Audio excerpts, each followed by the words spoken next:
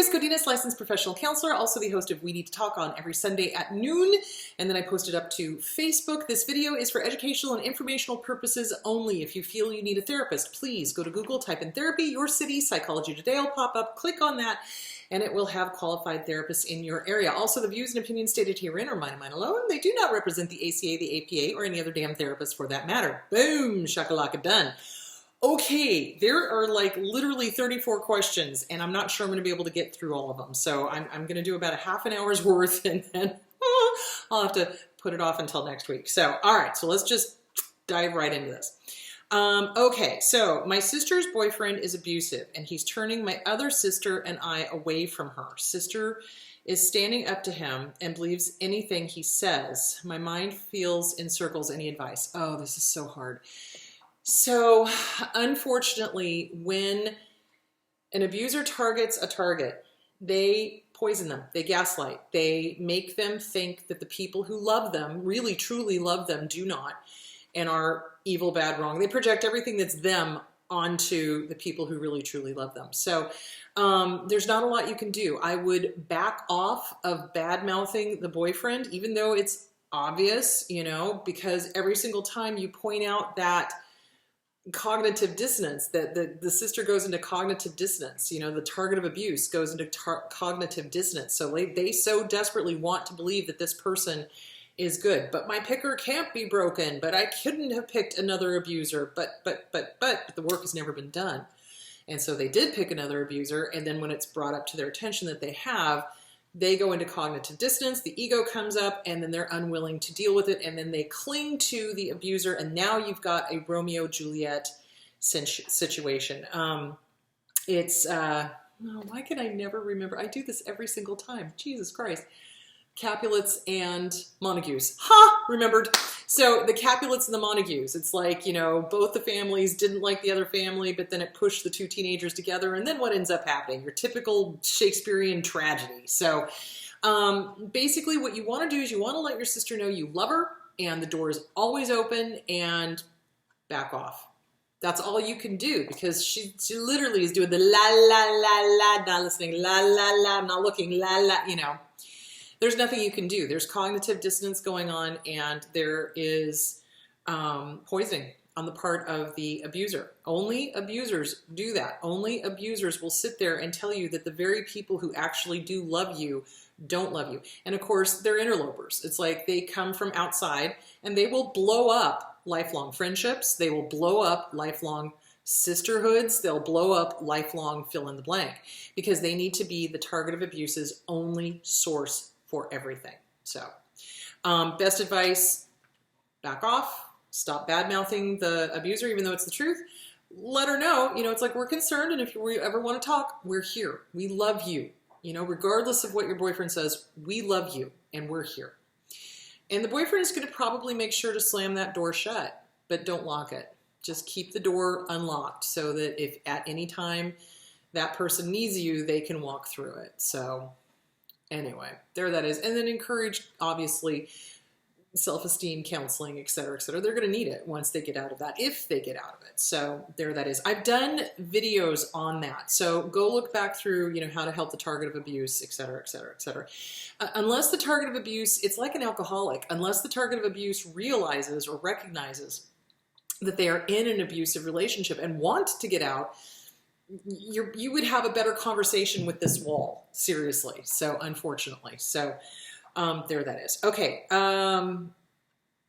Okay. Narcissistic men who use physically intimidating body language and facial expressions trigger me. How can I hold my own ground in a conversation with these jerks? Well, if you can avoid it, don't have a conversation with these jerks. However, if you are faced with an abuser, right? Business, you know, whatever, and you have to have a conversation with them, the best thing to do is stare them down with a look on your face like, and like it doesn't bother you. They're looking to intimidate you. That's what these creeps do. When I first started counseling, I dealt with an alcoholic, and the guy was just massively fucked up. I mean, there was so much damage to his frontal lobe, it wasn't even funny. But he didn't like the fact that I told him, you got to stop drinking. This has got to stop. You're killing yourself. You're damaging your family. You're damaging your kids, et cetera, et cetera, et cetera. So what did he do? He stood up and he got right in my face. And I mean, like, you know, like literally right in my face and started screaming at me. And I just went, Are you done? No emotion, no fear, no anger, no sadness, no nothing. And it pissed him the fuck. I was just waiting for him to throw a punch. And I would have been like, oh, motherfucker, game on. So basically what you do is you do not give them anything. Gray rock like a boss. Gray rock like a boss.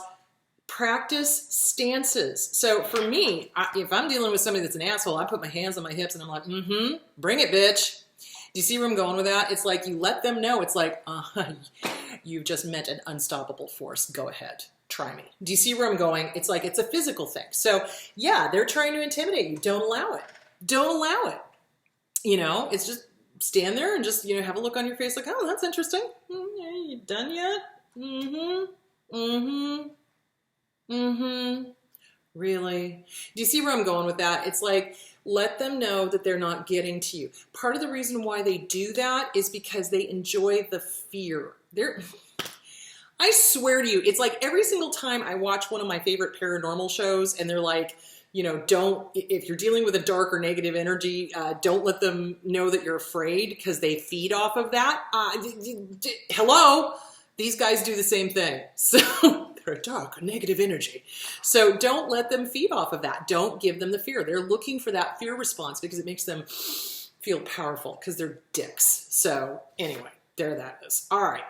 All right. So how can you hold your ground? So it's a self-esteem thing. And it's recognizing fight, flight, freeze, or fawn. Now, my response is fight, obviously. I don't put up with shit from anybody. I never have, I never will. But your response may be flight, or it may be freeze, or it may be fawn. So what you want to do is you want to work within that construct, but know that their end game is to intimidate you and make you less than and have you be fearful. So you might want to get with a good therapist and start working on assertiveness and boundaries and being able to confront.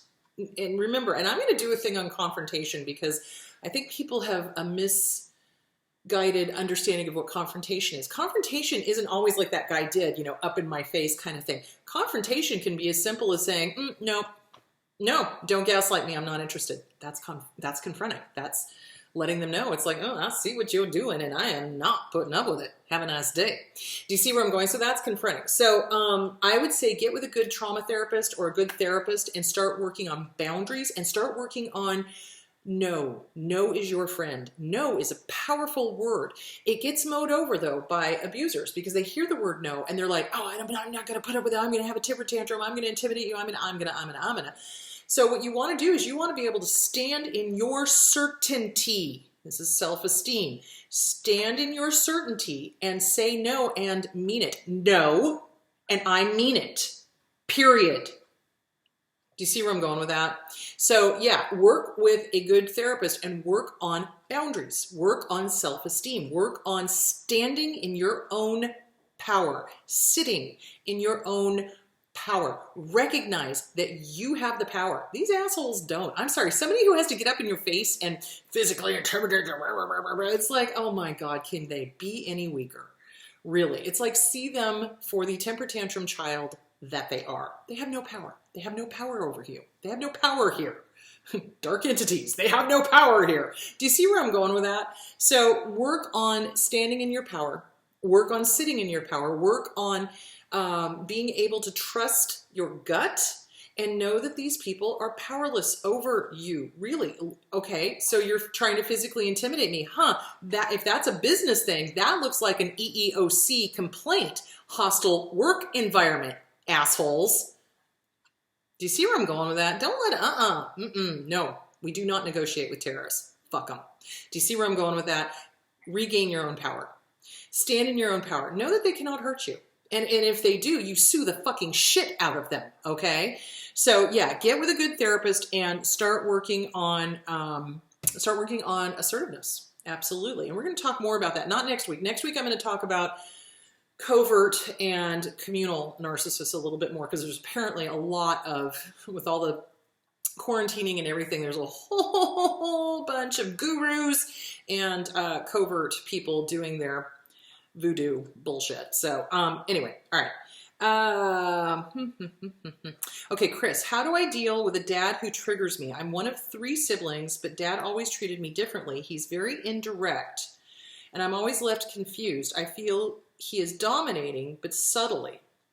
Well, trust your gut, hun. I mean, here's the thing, and this goes for anybody. This goes for any relationship. If you are feeling, you know, how you feel when you leave somebody tells you everything you need to know about that relationship. So when you leave a person who helps you feel uplifted and happy and empowered and joyful, and that's your tribe. That's somebody you want to be around.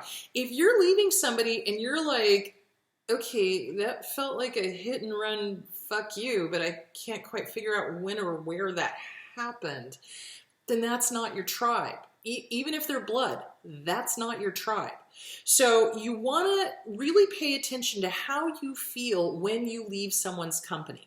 You know, like, you know, you come together for coffee, and if you leave feeling great and empowered and like, damn, I feel good about myself. I feel good about that. I feel good about the world. This is good.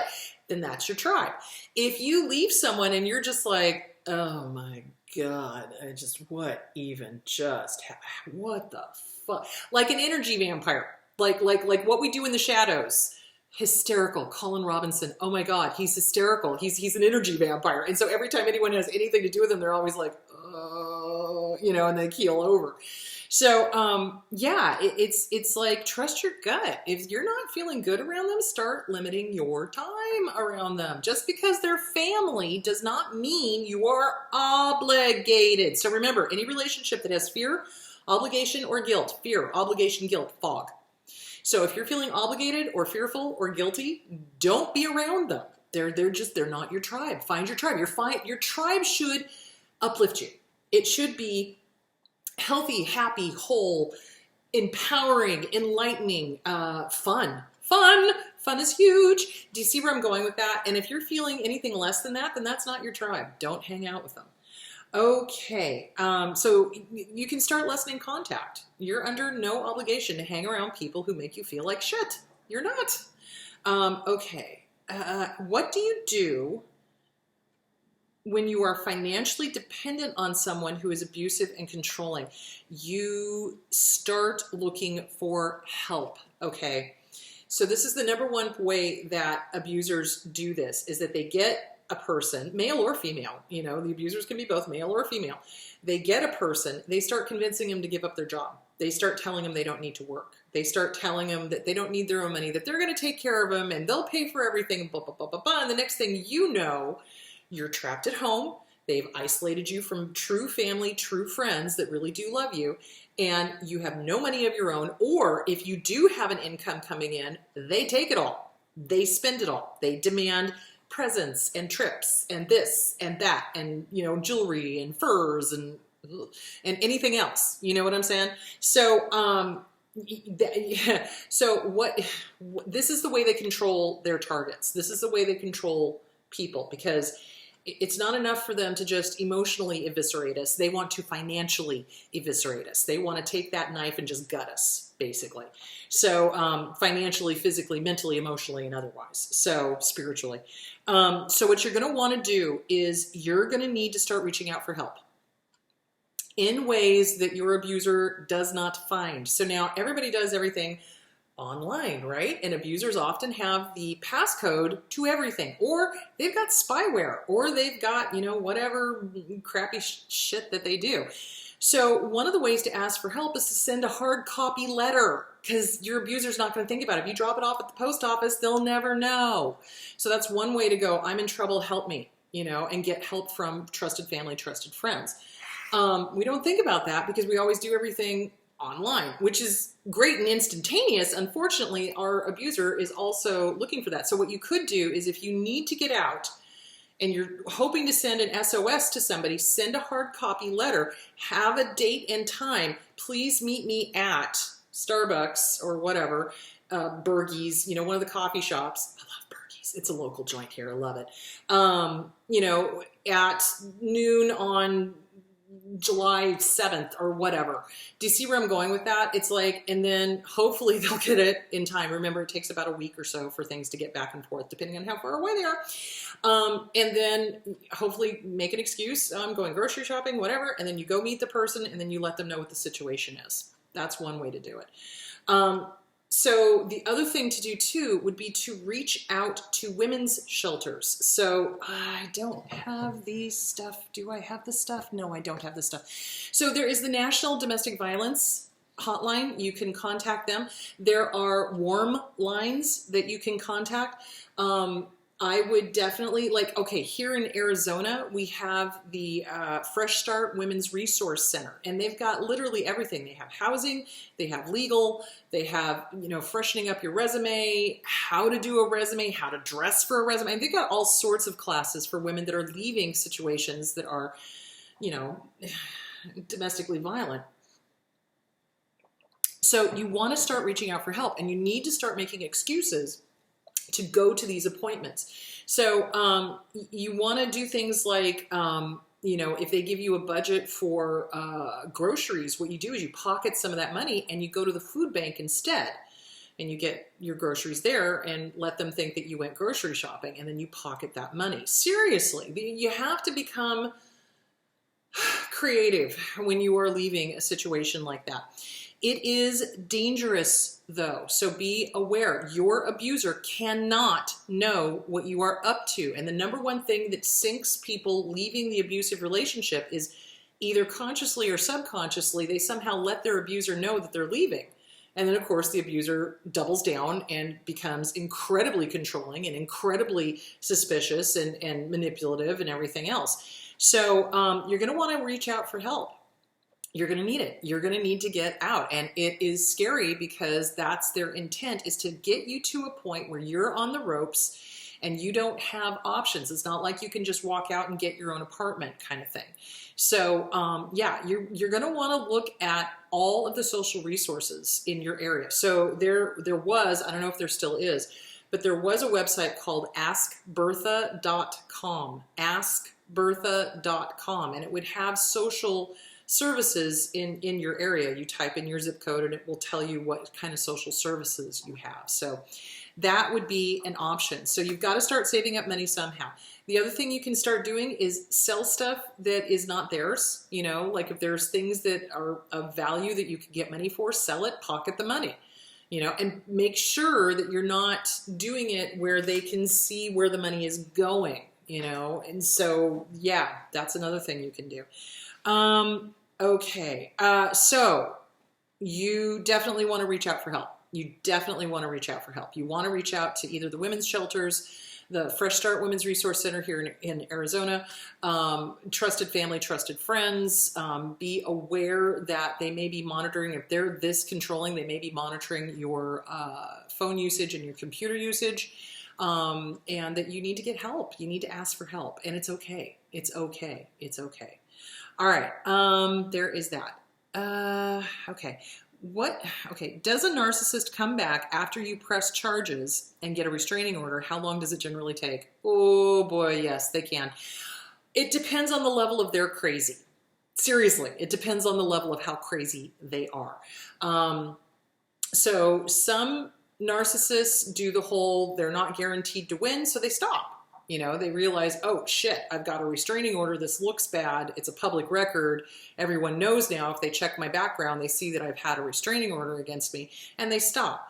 Others of them are so batshit insane, like psychotic, dark triad, you know, psychosis, narcissism, and control freak, and bent on revenge. So for them, it's all about the win. They have to win. So I had one that I had to file a restraining order against, wasn't even a client. And they, you know, did all sorts of stuff trying to harm me. And I filed a restraining order. They were quiet for a year. I figured, okay, they're gone. As soon as the restraining order was up, they started stalking again. And I finally had to be like, okay, I will file another restraining order if you do not cease and desist. And they stopped. So, but crazy. They are crazy. They are cuckoo for Cocoa Puffs. A normal person does not do that. So yeah, and it could be years. I mean, good Lord. I had one where this poor woman was drugged back into court every year for 12 years by her abuser. And it took finally getting a different judge for the judge to finally go, this is ridiculous. I'm not hearing this again. This is bullshit, you know? But it's, you know, attitudes change very slowly and it's stupid. And I think the court systems are fucked up and need to be reformed because they do not understand personality disorders. And let's face it, guys, a lot of the judges sitting on the benches have personality disorders, especially when they side with a serial stalker, a serial abuser, a serial harasser. It's kind of like, are you fucking kidding? Are you kidding? Really? In this day and age? What the fuck? Do you see where I'm going with that? So, yeah, they can stalk for years and years and years, but what you do is you file a restraining order against them, you get pepper spray, you take personal defense classes, you learn how to shoot a gun, you conceal carry, and you basically turn them into the police every single time they violate the order of protection. Every single time. And let me make this clear. If they encourage any family members or friends to harass you or harm you, it is as if they themselves have done it, according to Arizona law. So you turn in the family and the friends. You let them know that this is the brother-in-law of this person or the sister-in-law of this person or whatever. And basically they'll go to jail. So yeah, no, it depends on the abuser. It depends on how crazy they are. It depends on how motivated by revenge they are. It depends on what kind of talionic thinking they've got. Some have got very, very, very talionic thinking, splitting, good, bad, all, nothing, must win, must lose. Oh, I can't lose. I have to win. You know, talionic thinking is an eye for an eye, a tooth for a tooth. And it's a very disordered, dysfunctional, very childish way of thinking, because it's like, you know, an eye for an eye makes the whole world blind. So, and of course, their idea of revenge, it's like they conveniently forget that they've harmed you and everyone around you and what else, and you know, and it's like they think that they're the wounded party, right? And it's crazy thinking. It really is psychotic. So only psychotic people do that kind of stuff, you know. So that's why you want to make sure that you are protected. I've got cameras all over the house. I've got, you know, I conceal carry. I carry pepper spray. I am also trained in Wing Chun Kung Fu, and I'm not afraid to use it. So any of it. So, you know, and I go shooting every once in a while with my buddy Brent. So, you know, it's like, yeah. So you take what precautions you can. They are truly batshit, and just know that. And you've got to have constant vigilance. And this is kind of good, bad news. It's like the good news is because we've all got PTSD, we're all hypervigilant anyway, but you cannot allow yourself to live as a hostage. You can't. You know, that's their intent. They want you to be fearful. That's their whole, because that's what they get off on. They want you to be scared, and they want you to be upset, and they want you to be thinking about them 24/7. Don't allow it. Live your life. Make sure you're protected. Have your restraining order in place. Call the police every time they or one of their friends or one of their family members violates it, and you do what you have to. Make sure your house has got an alarm on it. Make sure it's got cameras everywhere, and then you just live your life, you know.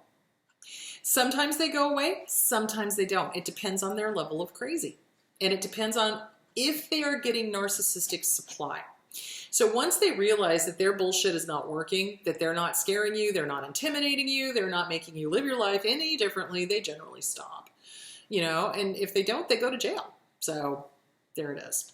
All right. Okay. How do I take back my power and become financially independent from my abusers? Okay. So once you have left the situation, it is extremely difficult to heal in the environment in which you are being abused. Let me say that again. It is extremely difficult to heal in the environment in which you are being abused. When you have taken steps to become financially independent, you're socking away money, maybe you've got a part-time job or whatever, if they allow that.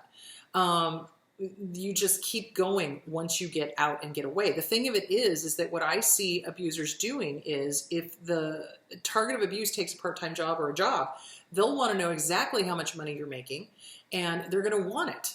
So you've got to find a way that if you are working, that they do not know how much money you are making. Seriously, like, you got to lie to them. I'm sorry. And this is, again, this is the biggest way that we screw ourselves, is that when we're trying to leave, we somehow tell them the truth because we've been trained to overshare and we've been trained to tell them too much. So it's really important that you sock away as much money as you can. Do not be honest or truthful with them. They don't deserve it. At this point, you need to get the hell out. So if you're in the situation, sock away as much money as you can. Find a cheap little apartment. Get with a good therapist. There are agencies that do free counseling. So in Arizona, at least, Catholic Charities does the Pathways program, and it's for domestic violence, and it's free counseling, free, hello, you know, and that's basically what survivors need. So you have to get a job. If you can, get a job. And if you get a job, make sure they don't know how much you're making. You're going to have to lie. You're going to have to try to protect your money as best you can. If you can get direct deposit, do direct deposit, get it in a bank that they don't belong to. And yeah, and let your employers know. So there that is. Again, reach out for help. Reach out for help from trusted family, trusted friends. Talk to a hotline. Fresh Start Women's Resource Center is a great one. You know, things like that. Okay.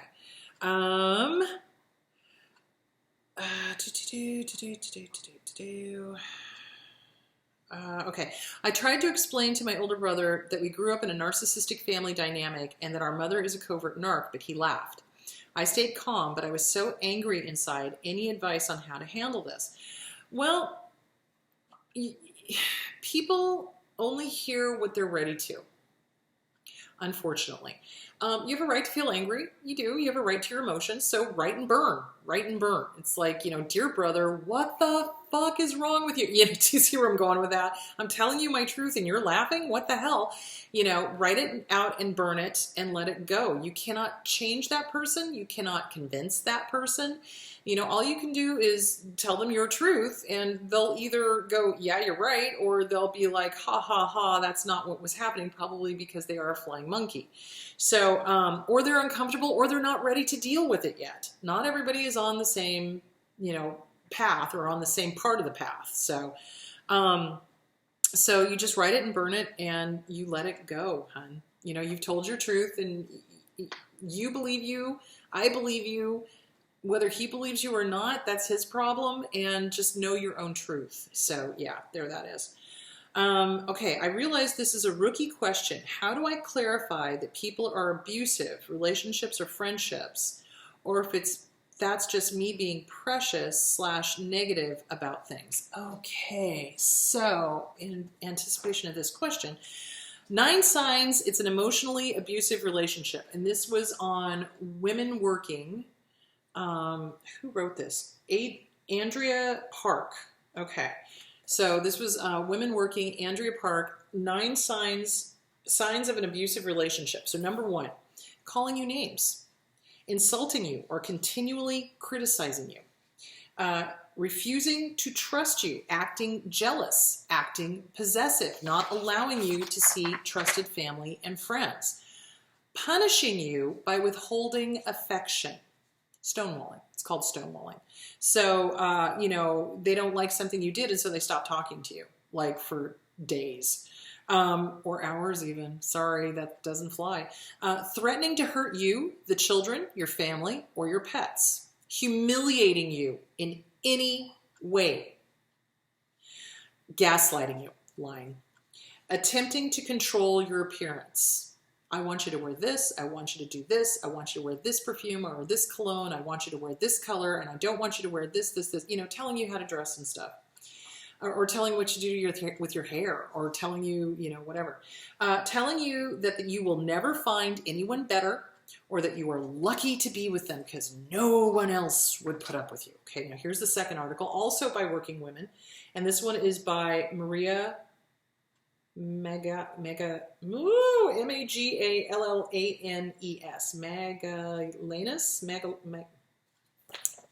Magellanes, I think. So this is on working women. This is called Hidden Signs of Emotional Abuse You May Be Denying, okay? You feel like you have to prove your love, always. It's like, it's not just given. It's like you're having to work for it all the time. You feel alone. They intimidate and limit contact with family members or friends by complaining to the victim circles so that they appear that the victim appears to be the problem, or they poison the relationship with the family and the friends so that the victim cannot be around them. You've lost your sense of self. You no longer know who you are. Your self-esteem has taken a huge hit. Your confidence is gone. That's a sign of abuse, absolutely. It's difficult to spot emotional abuse as a victim because the abuser conditions you to question your own feelings and your own thoughts. They play mind games and attack your intelligence, calling you dumb, stupid, or incompetent. They make you feel guilty for wanting to spend time with your friends or your family. Or if you treat yourself to nice things, they will want something nicer and for you to pay for it. They twist your words to make it seem like you're the one being manipulative. You will feel crazy around them and you'll start to believe the narrative that they've created for you. So you start asking for permission to do things and you go against values you previously held in order to please your abuser. So I've seen people go from upstanding, kind, conscientious, truthful to, oh my God, if their lips were moving, they were lying, because that's what the abuser did. And the abuser actually said things like, oh, everybody lies, in order to help the target of abuse start lying and be okay with it. And then there's one more I just wanted to point out, and this is also Women Working, and this is by Maddie Edwards. So this is called, They're Not Just Cold-Hearted, They're Psychologically Abusive. They mock or trivialize your goals. So you say you want to go back to college, they'll start mocking you. They'll start making fun of you. Or say you want to apply for a job. Oh, you'll never get that. That's beyond you. Blah, blah, blah, blah, blah. Do you see where I'm going? You're always the subject of ridicule. They humiliate you in public. They make fun about you. They bring up sex stuff in public about you, where you are failing sexually. They do that all the time. It's terrible. There is an absence of affection. And if there is affection, it's for show. It's like, here's the audience, I'm going to do this performance, here's the affection, and then as soon as the audience is gone, so is the affection. You're automatically to blame. Everything is your fault. They, however, are always the victim, always. You design your decisions around their moods, so you read them. You know, oh gosh, I can't ask them if it's okay to go see my sister or my brother because, gosh, they're in a really bad mood. Wow, that's scary. They embarrass you in front of others. You're wrong, even when you're right. So I hope that answered that question. And oh my gosh, I've already been doing this for 32 minutes. So, all right, I've got way more questions that I did not get to, so I will answer those next week. This week on Sunday, I will be doing a show on covert and communal narcissists, because like I said, with this whole COVID thing, there's been a whole bunch of Hoovers happening. There's a whole bunch of freaking gurus out there, self-proclaimed gurus that want your money and your soul. So I'm going to talk about that. All right, guys, have a great week, and I will see you on Sunday. Bye.